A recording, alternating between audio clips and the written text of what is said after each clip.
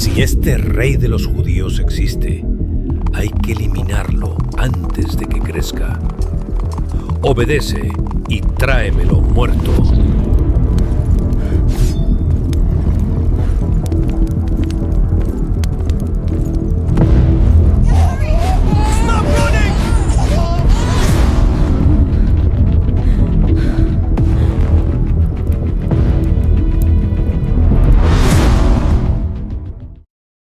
Un rey quería matar a un niño antes de que se volviera una amenaza. Una madre solo quería criarlo. Belén, 4 años antes de nuestra era. La profecía se cumplía, pero el peligro era inminente. El pavor de una madre que siente la amenaza sobre su hijo es un sentimiento que trasciende el tiempo. La tradición nos dice que la mano de lo alto guió a la Sagrada Familia. Pero, ¿alguna vez te has preguntado cómo fue esa travesía desde el punto de vista humano? ¿Cómo fue la logística de José, el hombre encargado de proteger al Mesías en una ruta de miles de kilómetros? Hoy vamos a analizar la historia más allá del relato que conocemos. Vamos a desenterrar las evidencias arqueológicas, las rutas comerciales y la estrategia de un hombre que, bajo aviso divino, tuvo que actuar con astucia para sobrevivir a la cacería de un rey sanguinario. Herodes no gobernaba con miedo pequeño, gobernaba con el miedo de perder el trono, y ese tipo de miedo no negocia. Cuando los magos de Oriente le hablaron de un rey recién nacido, Herodes no vio una curiosidad astrológica, vio una amenaza con fecha de nacimiento. Para entender el tamaño real de ese peligro, hay que mirar lo que Herodes ya había hecho antes de esa noche. No hablamos de un hombre que reaccionaba con dureza solo ante enemigos externos. Hablamos de un rey que años atrás había ordenado ejecutar a su propia esposa, Mariame, acusándola de traición, que mandó matar a su suegra, Alejandra, cuando la consideró una amenaza política, que ejecutó a 3 de sus propios hijos, Alejandro, Aristóbulo y, ya en sus últimos días de vida, Antípatro, por sospechar, con pruebas o sin ellas, que conspiraban para adelantar su sucesión. El historiador romano Augusto, según se cuenta, llegó a comentar que era más seguro ser el cerdo de Herodes que su hijo, porque al menos al cerdo la ley judía le impedía tocarlo. Ese es el hombre que recibió la noticia de un posible rey rival, nacido en un pueblo insignificante como Belén. No hacía falta que el niño representara un peligro real e inmediato. Bastaba con la posibilidad. Herodes no esperaba confirmaciones. Actuaba primero y ordenaba después. La orden de matar a los niños menores de 2 años en Belén y sus alrededores no fue, entonces, una escena aislada de crueldad. Fue la continuación lógica de un patrón que ese rey había repetido, con distintas víctimas, durante toda su vida. En medio de ese clima, José recibe el aviso. Y aquí está el primer detalle que casi nadie se detiene a pensar. José no tenía tiempo de planear con calma. No hubo semanas de preparación. No hubo provisiones perfectamente organizadas. Hubo una noche, una decisión y un camino que debía tomarse antes de que amaneciera. ¿Cómo se prepara un hombre común para escapar de la mano más poderosa de su región en cuestión de horas? La respuesta corta es: no se prepara. Se improvisa con lo que ya sabe. Y lo que José sabía era su oficio. Un carpintero de la época no era solo alguien que hacía muebles. Era alguien que se movía entre ciudades, que conocía las rutas de abasto de madera, que hablaba con caravaneros, que entendía cómo funcionaba el comercio entre Judea y Egipto. Ese conocimiento práctico, casi invisible en el relato tradicional, es lo que convierte a José en algo más que un personaje secundario de la Navidad. Es el hombre que trazó, en una sola noche, la diferencia entre la vida y la muerte de su familia. La ruta hacia el sur no era un camino cualquiera. Era la vía que usaban las caravanas comerciales que conectaban Judea con Egipto desde hacía generaciones. Y entender cómo funcionaba una de esas caravanas ayuda a entender exactamente cómo José logró desaparecer. No se trataba de un par de mercaderes solitarios. Eran grupos de 20, 30, a veces más de 50 personas moviéndose juntos por seguridad frente a bandidos y por eficiencia frente al desierto. Cargaban incienso y mirra que venían de más al sur, telas teñidas, metal trabajado, ánforas de aceite y vino, sal, y en ocasiones esclavos como mercancía, junto con guías, arrieros, guardias contratados y familias enteras que aprovechaban la protección del grupo para viajar sin exponerse solas. Ese tipo de caravana avanzaba, en terreno como el del Sinaí, entre 20 y 30 kilómetros por día, deteniéndose en pozos y oasis ya conocidos, donde existía algo de infraestructura mínima para descansar. El ritmo era lento, pero constante, y sobre todo, era anónimo. Nadie en una caravana de 50 personas revisaba con detalle quién era cada viajero, de dónde venía exactamente o qué estaba huyendo. Eso era, precisamente, lo que José necesitaba. En cuanto a la velocidad con la que corría una noticia como la matanza de Belén, los registros de comunicación de la época, cartas oficiales, correos militares, rumores de mercado, sugieren que una noticia de ese tipo podía tardar entre varios días y un par de semanas en alcanzar puestos de control más alejados, dependiendo de la urgencia con la que Herodes ordenara difundirla. Eso le daba a José una ventana real, aunque estrecha, para cruzar la frontera antes de que las descripciones de una familia huyendo de Belén llegaran a oídos de algún soldado en el camino. Mezclarse en ese flujo constante de gente, entonces, no era solo una metáfora de la huida, era una estrategia concreta, basada en cómo funcionaba realmente el comercio de la región. Desaparecer sin desaparecer del todo, moverse sin levantar sospechas en los puestos de control que, sin duda, ya habían sido alertados. Lo que sigue no es una escena de cuento, es una operación de supervivencia, ejecutada por gente común, bajo una presión que hoy nos cuesta imaginar del todo. María cargaba al niño contra el pecho. No hacía falta que nadie le explicara el peligro. Lo sentía en cada sonido fuera de lo común. Un caballo al trote en la distancia, una voz elevada en un cruce de caminos.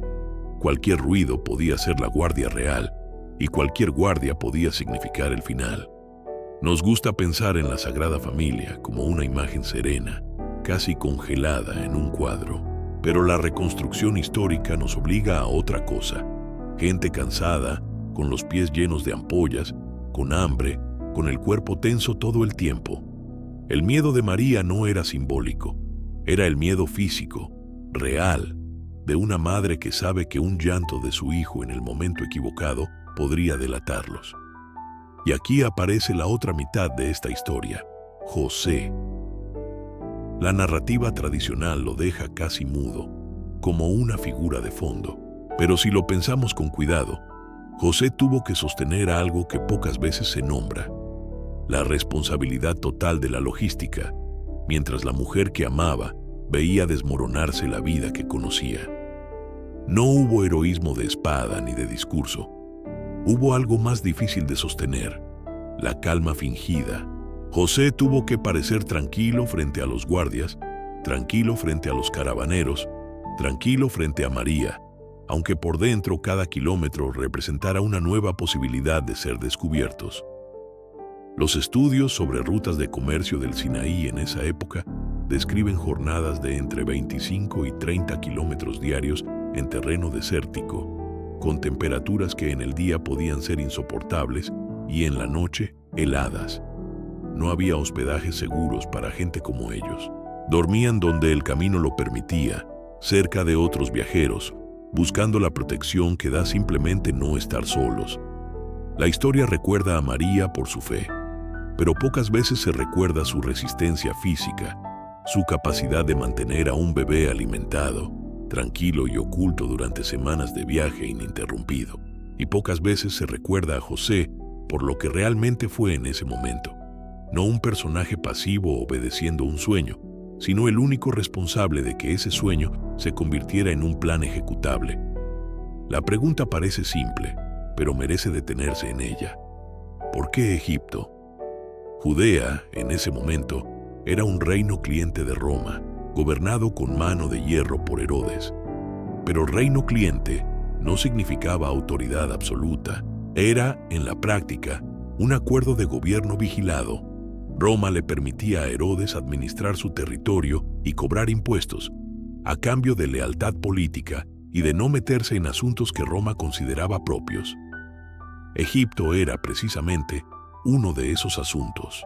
Desde que Roma lo anexó como provincia directa tras la derrota de Cleopatra y Marco Antonio, el territorio egipcio quedó bajo el control de un prefecto romano nombrado directamente por el emperador, sin intermediarios locales, sin reyes vasallos, sin excepciones.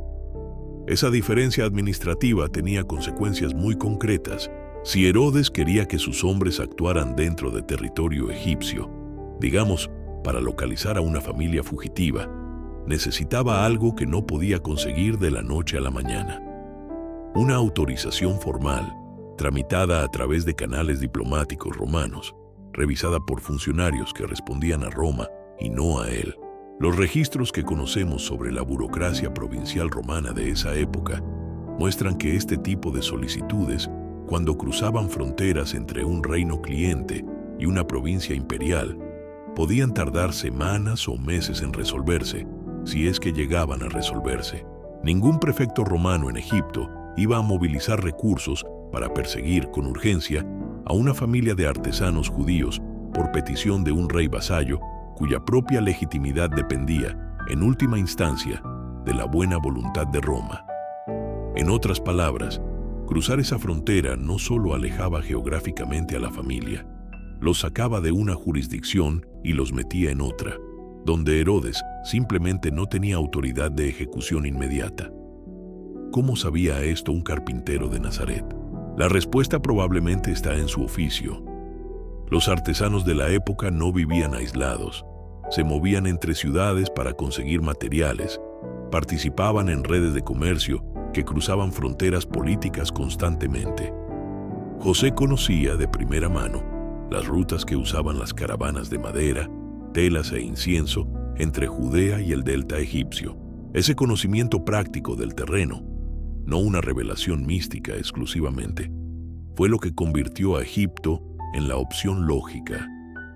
Y hay algo más que probablemente pesó en esa decisión, aunque los registros no permitan afirmarlo con certeza absoluta.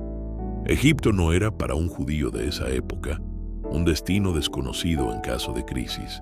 Generaciones atrás, otro judío llamado Onías, hijo de un sumo sacerdote depuesto en Jerusalén, había encabezado una migración hacia Egipto y fundado allí un templo judío en la región de Leontópolis, con autorización de los gobernantes ptolemaicos. Ese episodio, documentado por el historiador Flavio Josefo, formaba parte de una memoria colectiva más amplia, la de comunidades judías que, ante la persecución o la inestabilidad política en Judea, habían buscado refugio en tierra egipcia mucho antes que ellos. No hay forma de comprobar que José pensara específicamente en ese precedente, y sería un error afirmar que lo hizo. Pero sí podemos decir que la idea de huir a Egipto en momentos de peligro no era una ocurrencia aislada de esta familia. Era, hasta donde la historia permite reconstruir, un patrón ya conocido entre los judíos de su tiempo. Además, Egipto tenía algo que ninguna otra región cercana ofrecía: una enorme comunidad judía ya establecida, sobre todo en ciudades como Alejandría. Eso significaba sinagogas, redes de apoyo, posibilidades de trabajo dentro de comunidades que hablaban el mismo idioma y compartían las mismas costumbres. No estaban entrando a un territorio completamente ajeno, estaban entrando a un territorio extranjero, sí, pero con puentes ya construidos por generaciones de judíos que habían migrado antes que ellos. Cruzar esa frontera transformó a la familia. Dejaron de ser simplemente perseguidos huyendo en la oscuridad. Se convirtieron en un caso que, siglos después, la arqueología y la tradición copta se encargarían de intentar reconstruir, cueva por cueva, pozo por pozo. Llegar a la frontera no era el final del peligro. Era, de hecho, el momento de mayor exposición. Los puestos de control de la Guardia Real vigilaban los caminos principales y después venían los controles romanos, mucho más burocráticos pero igual de peligrosos si algo llamaba la atención. Antes de llegar al puesto de control, ya se escuchaba la frontera. Un puesto fronterizo de esa época no era un lugar silencioso ni ordenado. Era ruido puro, mercaderes gritando precios en distintos idiomas, arameo, griego, egipcio demótico, algo de latín entre los soldados, animales de carga rebuznando por el calor, el golpeteo metálico de monedas cambiando de mano entre cambistas que ofrecían convertir dracmas griegas, siclos judíos y monedas egipcias locales, cada una con su propio valor y su propia sospecha de fraude. Ese cruce de idiomas y monedas no era un detalle decorativo del paisaje. Era, para José, una herramienta más de camuflaje. En medio de tanta mezcla, una familia hablando arameo con acento galileo no llamaba especialmente la atención. Piensa en la escena con detalle. María, con telas cubriéndola para no destacar entre las mujeres comunes que viajaban. José, cargando solo lo esencial, con las manos marcadas por años de trabajo con madera, exactamente como cualquier otro artesano en tránsito. No podían parecer una familia perseguida por la realeza.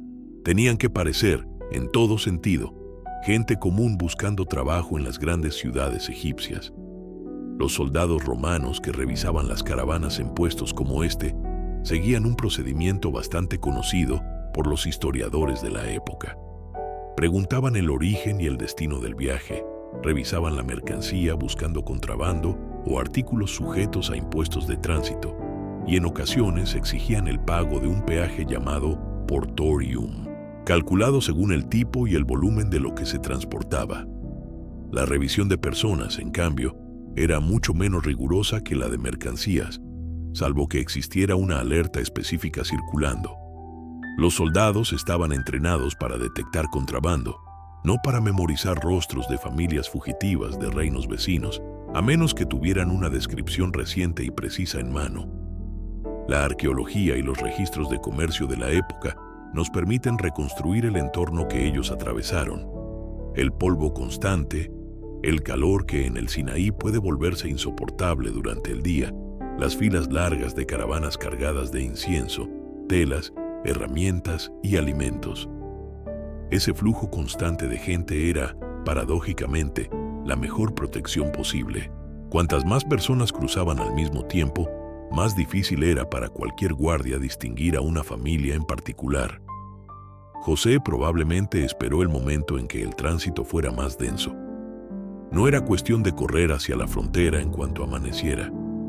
Era cuestión de leer el ritmo del camino, de saber cuándo mezclarse sin destacar. Esa paciencia calculada, en medio del miedo, es otra prueba de que la supervivencia de esta familia no dependió únicamente de la protección divina que la tradición relata, sino también de decisiones humanas tomadas con una precisión casi profesional. Una vez dentro del territorio egipcio, algo cambió. El aire seguía siendo tenso, pero la naturaleza del peligro era distinta. Ya no huían de un perseguidor específico con una orden de captura activa. Ahora enfrentaban el desafío más silencioso y más largo: sobrevivir, día tras día, en un lugar que no era el suyo, sin levantar sospechas, sin agotar los pocos recursos que tenían, sin saber cuánto tiempo tendrían que quedarse. Si hoy caminas por el barrio conocido como el Cairo copto, en el corazón de la capital egipcia, vas a encontrar un templo construido siglos después de los hechos, la iglesia de San Sergio y San Baco. Pero lo interesante no está en la piedra visible de la superficie, está debajo. Bajo esa iglesia hay una cripta, una cavidad excavada en roca natural, alejada del bullicio de la ciudad moderna. La temperatura ahí baja de forma notable respecto al exterior, y el silencio es casi absoluto. Según la tradición copta, preservada con una devoción que ha sobrevivido casi 2000 años, este fue uno de los lugares donde la Sagrada Familia descansó durante su travesía. Lo relevante aquí no es únicamente la leyenda, es que los estudios arqueológicos de la zona confirman restos de ocupación humana correspondientes a esa época. No hablamos de una estructura inventada, para atraer turismo religioso siglos después. Hablamos de un espacio físico real que efectivamente albergó a familias comunes buscando refugio en un momento de la historia en que ese tipo de cuevas cumplían exactamente esa función. Detente un momento en la imagen. Después de semanas de caminata bajo el sol, de dormir con un ojo abierto por el miedo a ser descubiertos, de cargar constantemente la tensión, de no saber si el siguiente cruce de caminos traería una patrulla o un mercader inofensivo, José finalmente encuentra un lugar donde el cuerpo puede aflojarse, donde el llanto del niño ya no representa una sentencia de muerte, sino simplemente el llanto normal de un bebé. No era un lugar cómodo en el sentido moderno, era húmedo, oscuro, básico, pero era seguro, y en ese contexto, seguridad era el lujo más grande que existía. La arqueología nos entrega la piedra, los restos, las capas de ocupación. Lo que no puede entregarnos es la sensación exacta de ese primer respiro después de tanto tiempo de tensión acumulada. Eso solo podemos imaginarlo, apoyados en lo que la evidencia material nos confirma que sí ocurrió en ese lugar. Cerca de ese mismo punto, en lo que hoy conocemos como el Cairo copto, se encontraba la fortaleza de Babilonia, un centro estratégico del poder romano en Egipto. No era un lugar tranquilo, era un punto de tránsito constante, un hervidero de soldados retirados, comerciantes, trabajadores extranjeros y funcionarios administrativos de todo el imperio. Para José, este entorno representaba una paradoja interesante. Era peligroso por la cantidad de ojos romanos presentes, pero también era el lugar con más oportunidades de conseguir trabajo sin hacer demasiadas preguntas. Vale la pena detenerse en lo que significaba, en la práctica, ser carpintero en ese contexto. No hablamos de un oficio decorativo. Un carpintero de esa época fabricaba yugos y arados para quien trabajaba la tierra en los alrededores del Nilo. Reparaba puertas y marcos dañados por el clima seco. Construía baúles simples para guardar grano o telas. Hacía ruedas y ejes para carretas. E incluso ataúdes básicos cuando la comunidad lo requería. Era un oficio de manos siempre ocupadas, sin espacio para el lujo, pero con demanda constante en cualquier ciudad con población creciente. El pago casi nunca era en una sola moneda. Egipto, bajo administración romana, funcionaba con un sistema mixto.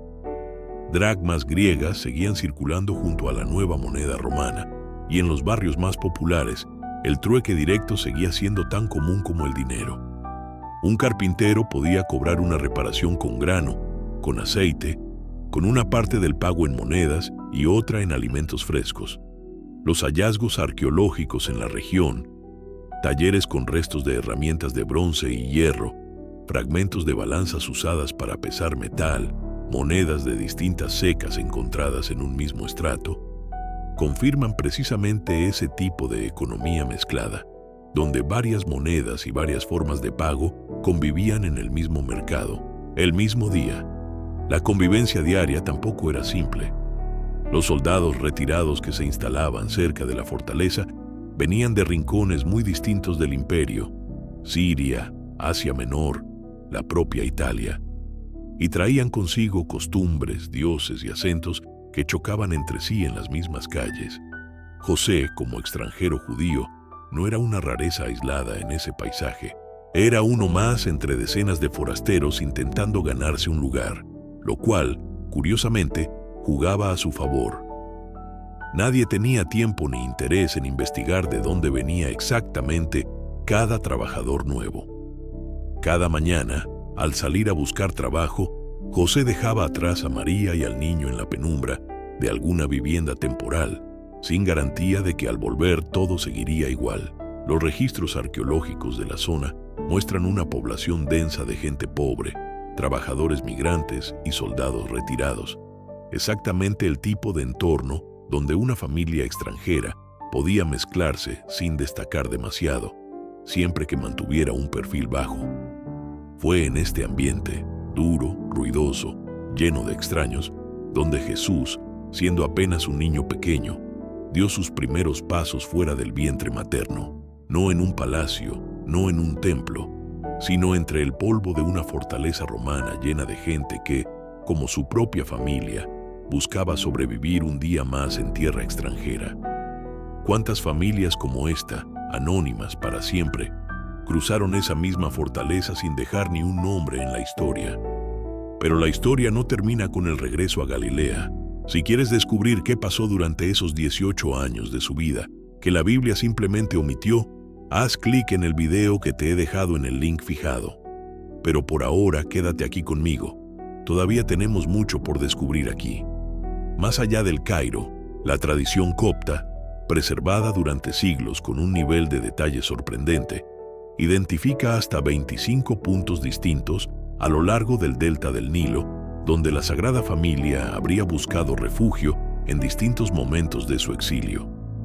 Esa cifra, 25 lugares, invita a una pregunta lógica: ¿por qué tantos? La respuesta probablemente tiene que ver, otra vez, con la estrategia de José.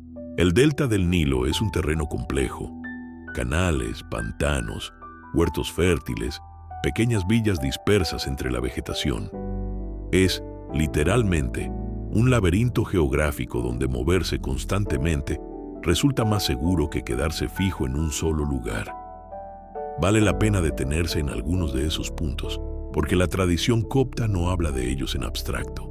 Habla de lugares con nombre. En Bilbeis, la memoria local sostiene que la familia se detuvo cerca de un árbol de sicomoro, bajo el cual María habría descansado con el niño, mientras José exploraba la zona buscando algún trabajo temporal o noticias del camino.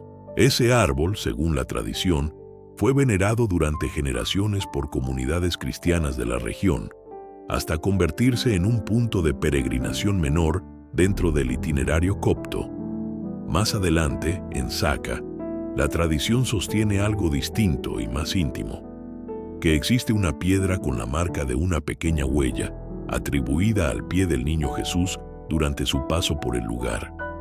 No hay forma de verificar históricamente ese detalle, y sería deshonesto presentarlo como hecho comprobado, pero la persistencia de esa tradición, transmitida oralmente y luego registrada por escrito durante siglos, dice algo sobre cómo comunidades enteras, generación tras generación, sintieron la necesidad de marcar físicamente el paso de esta familia por su tierra.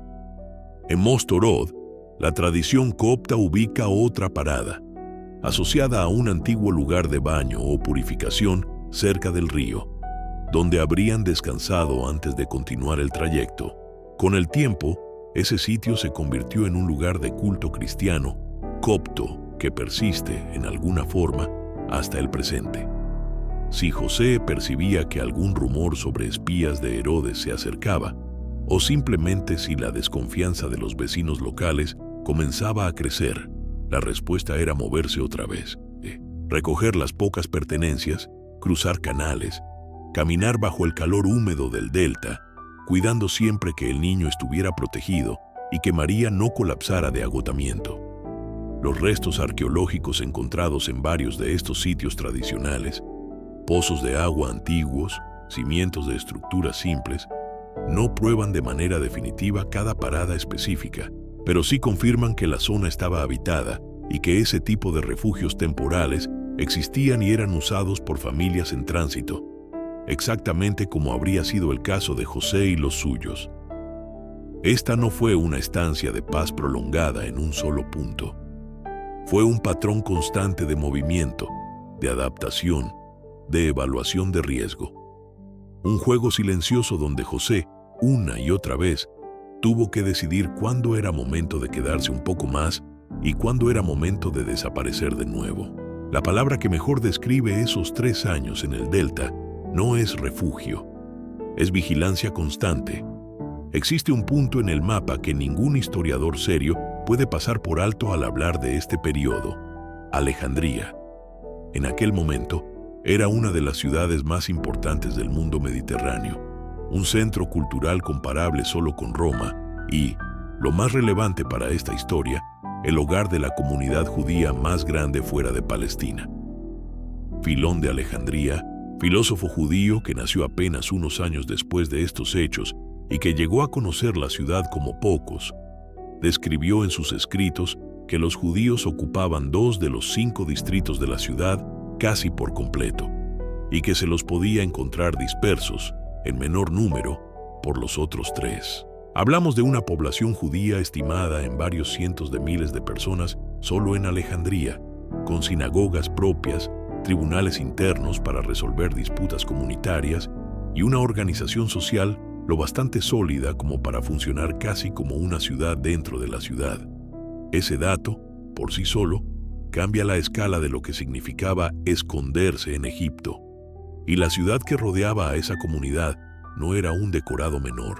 Alejandría tenía el faro, una de las estructuras más altas construidas hasta entonces, visible para los barcos mucho antes de llegar al puerto. Tenía la biblioteca, con su colección de rollos que atraía a estudiosos de todo el Mediterráneo. Tenía un puerto doble, bullicioso día y noche, por donde entraban y salían mercancías de Roma, Grecia, Siria y el interior de África. No hay registro alguno, ni tradición seria, que afirme que José, María y el niño caminaron frente a estas maravillas o pisaron la biblioteca. Eso sería inventar. Lo que sí sabemos, con base sólida, es que esta era la ciudad que existía a la distancia, la posibilidad concreta que representaba refugio real para cualquier familia judía en fuga. Si pensamos en términos puramente logísticos, Alejandría representaba una oportunidad distinta a cualquier otro punto de la ruta. Contaba con sinagogas activas, redes comunitarias sólidas y una infraestructura urbana capaz de absorber a un artesano calificado sin que su presencia representara una anomalía. En una ciudad de ese tamaño, incluso una familia buscada por un rey extranjero podía disolverse entre la multitud. Los historiadores que han estudiado los patrones migratorios judíos de esa época sugieren que Alejandría pudo haber sido, en algún momento del exilio, el lugar donde José finalmente logró estabilidad económica suficiente para sostener a su familia sin depender exclusivamente de trabajos temporales en pueblos pequeños. La ciudad ofrecía algo que ningún refugio en el desierto podía ofrecer: continuidad. Pero también surge una pregunta que la evidencia disponible no puede responder del todo. ¿Hasta qué punto llegó esa red de protección que José fue tejiendo, ciudad tras ciudad? ¿Cuántas personas, sin saberlo, ayudaron a que esa familia sobreviviera simplemente ofreciendo trabajo, alojamiento temporal o silencio ante preguntas incómodas? Cada capa arqueológica que se ha estudiado en la antigua Alejandría nos recuerda algo importante. Esta historia no ocurrió en un vacío ni en un escenario aislado de cuento. Ocurrió en medio de una civilización cosmopolita, ruidosa, llena de comerciantes, filósofos, soldados y familias comunes que, como José, buscaban simplemente un lugar donde vivir un día más sin sobresaltos. Si tuvieras que sobrevivir 3 años en una ciudad extranjera sin levantar sospechas, ¿en quién confiarías primero? ¿En un extraño con trabajo para ofrecer o en alguien de tu misma fe que apenas conoces? Cuéntame tu respuesta abajo, en los comentarios. Si el delta era el laberinto, Wadi el Natrun era otra cosa completamente distinta: el santuario del silencio. Esta depresión desértica, ubicada entre el Cairo y Alejandría, tiene una belleza áspera, casi hostil, muy diferente a la fertilidad húmeda del delta. La tradición ubica aquí otro punto de paso de la Sagrada Familia, y la elección tiene sentido estratégico. Wadi el Natrun era conocido desde tiempos antiguos por la extracción de natrón, un mineral esencial para el embalsamamiento egipcio y la fabricación de vidrio. Era, en otras palabras, una zona de trabajo pesado, poco atractiva para cualquier tipo de vigilancia oficial que no tuviera que ver directamente con esa industria. Imagina a José en este entorno, lejos de los grandes centros urbanos, donde la vigilancia política era más relajada, pero donde el ambiente natural era mucho más exigente. ¿Por qué elegir un lugar tan aislado? La respuesta es, otra vez, el silencio. En Wadi el Natrun no había ojos curiosos preguntando de dónde venía esa familia. No había guardias reales patrullando caminos comerciales. Había solamente trabajo, arena y la inmensidad de un paisaje que, paradójicamente, ofrecía más protección que cualquier ciudad amurallada. Siglos después, esta misma región se convertiría en uno de los focos más importantes del monacato cristiano en Egipto, con monasterios construidos sobre lo que la tradición sostiene es la misma tierra que alguna vez recibió a Jesús como niño. La arqueología y el misticismo se encuentran aquí de una forma particular. Los restos de asentamientos antiguos confirman actividad humana constante en la zona, mientras que la memoria religiosa añade una capa de significado que la piedra, por sí sola, no puede ofrecer. Resulta difícil no notar la continuidad. Fue precisamente en este mismo desierto donde, 3 siglos más tarde, figuras como Macario el Grande se retiraron buscando ese mismo silencio que, según la tradición, ya había protegido a esta familia mucho antes. Los llamados padres del desierto eligieron Wadi el Natrún por las mismas razones que José: la vastedad, el aislamiento, la ausencia de ruido. Para esos primeros monjes, caminar sobre esa arena era, en cierto sentido, seguir un rastro invisible dejado siglos atrás. La tradición copta no separa ambos momentos. Los entiende como parte de una misma vocación del lugar, un territorio donde el desierto, y no la ciudad, se convierte en el verdadero refugio. Fue en este aislamiento forzado, probablemente, donde José experimentó algo parecido a la calma después de meses o años de tensión constante. No paz completa, pero sí un respiro más largo que cualquier otro que hubieran tenido desde la noche en que salieron de Belén. El exilio no duró para siempre. En el año 4 antes de nuestra era, la noticia de la muerte de Herodes el Grande se extendió por todo el imperio con la velocidad de un incendio en temporada seca. El hombre que había convertido la vida de tantas familias en un estado permanente de miedo, finalmente había llegado a su fin. Pero para José, esta noticia no significaba un regreso automático. Significaba, en realidad, un nuevo dilema estratégico. El poder en Judea no desaparecía con la muerte del rey. Simplemente cambiaba de manos, y no había garantía de que el sucesor fuera menos peligroso que su padre. El regreso, entonces, tuvo que ser tan cuidadoso como la partida original. José necesitaba información. ¿Quién estaba tomando el control? ¿Qué tan estable era la transición de poder? Si el nuevo gobernante representaba una amenaza directa o simplemente un cambio administrativo sin consecuencias para su familia. Esa información, probablemente, la consiguió de la misma forma en que había conseguido todo lo demás durante el exilio. Escuchando en los mercados, hablando con caravaneros, prestando atención a los rumores que viajaban junto con las mercancías. La tradición describe otro aviso, otra señal que llega en el momento preciso para guiar la decisión. Pero incluso si aceptamos ese componente del relato, la ejecución del regreso sigue siendo profundamente humana. José no cruzó la frontera de vuelta con prisa ni con ingenuidad. Se movió con la misma cautela calculada que lo había mantenido con vida durante 3 años. Y cuando finalmente entendió que Judea, bajo el nuevo gobernante, seguía siendo un territorio riesgoso, tomó una decisión que cambiaría el rumbo de toda la historia posterior. En lugar de regresar a Belén, se dirigió hacia Nazaret, una villa pequeña y sin relevancia política en la región de Galilea. No fue un error de cálculo, fue probablemente la jugada final de un hombre que entendió que la mejor forma de proteger al niño que tenía a su cargo era desaparecer del radar del poder para siempre. Al mirar hacia atrás, hacia estos 3 años en territorio egipcio, lo que encontramos es mucho más que una anécdota bíblica aislada. Encontramos el perfil completo de un hombre cuya valentía se midió, kilómetro tras kilómetro, bajo el sol implacable de una tierra que no era la suya. Encontramos a una madre cuya resistencia física y emocional sostuvo a una familia entera en condiciones que hoy apenas podemos imaginar con precisión. Y encontramos a un niño cuyos primeros años de vida transcurrieron entre cuevas de piedra, fortalezas romanas llenas de extraños, canales del delta y desiertos de sal.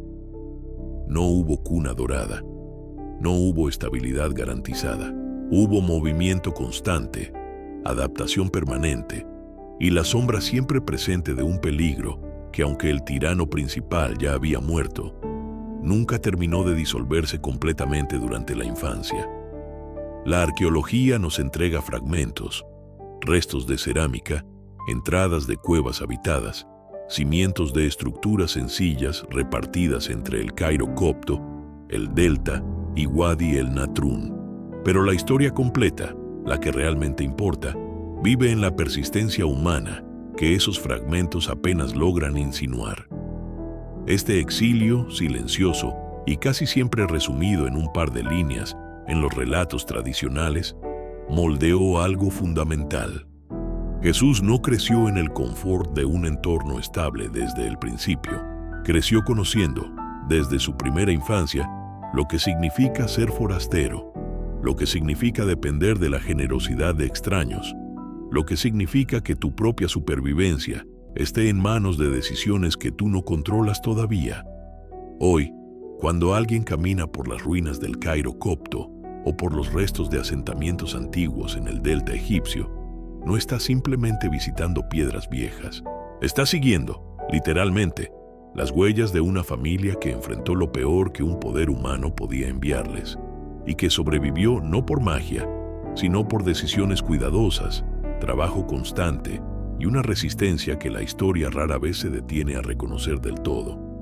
Hay algo en esta historia que va más allá de la arqueología, más allá de las rutas comerciales y los mapas del Sinaí. Tiene que ver con algo que probablemente todos hemos vivido, aunque en una escala completamente distinta. En algún momento de nuestra vida, casi todos hemos tenido que desaparecer un poco para poder sobrevivir, cambiar de ciudad, cambiar de trabajo, alejarnos de un entorno que se volvió peligroso o simplemente insostenible. Rara vez esos momentos quedan documentados en piedra o en pergamino. Rara vez alguien escribe sobre las noches en que tuvimos que tomar una decisión rápida, sin garantías, confiando únicamente en lo que sabíamos hacer con nuestras propias manos. José tomó esa decisión una noche en Belén, y las consecuencias de esa decisión se extendieron durante 3 años, a través de cuevas, fortalezas, canales y desiertos. Nadie le garantizó el resultado. Nadie le entregó un mapa perfecto. Solo tenía su oficio, su conocimiento del terreno y la determinación de mantener con vida a las personas que amaba. Entonces surge la pregunta que vale la pena llevarse de este video.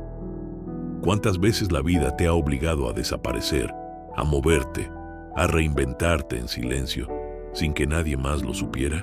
¿Y cuánto de lo que eres hoy nació precisamente en esos lugares de paso, en esos refugios temporales que nadie documentó, que nadie celebró, pero que terminaron formando una parte esencial de tu historia?